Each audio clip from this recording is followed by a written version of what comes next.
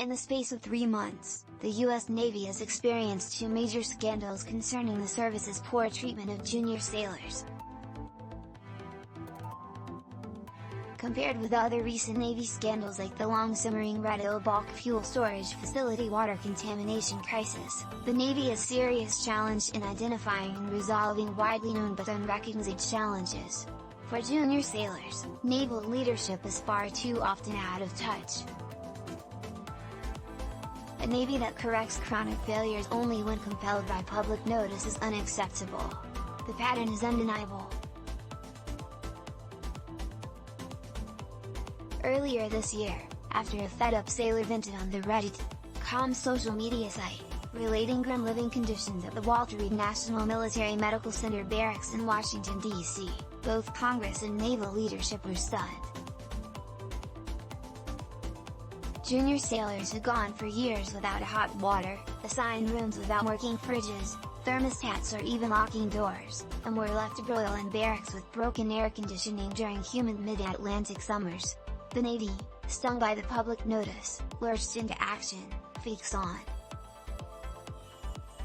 But just as the Walter Reed scandal faded from the public eye, scrutiny turned to the USS George Washington, the supercarrier moored in Newport News, Virginia.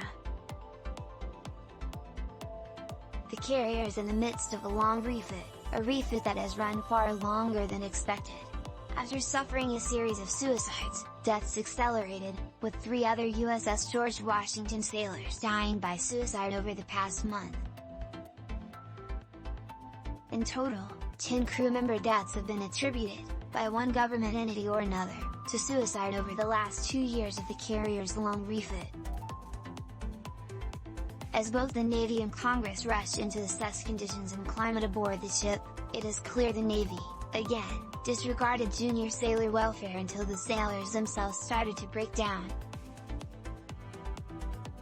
In this case, the Navy's response not only suggested that naval leadership is often totally unaware of basic sailor welfare, but that the Navy's cultural challenges are so deeply embedded that junior sailors may be inured to mistreatment, struggling to articulate their challenges for their unaware.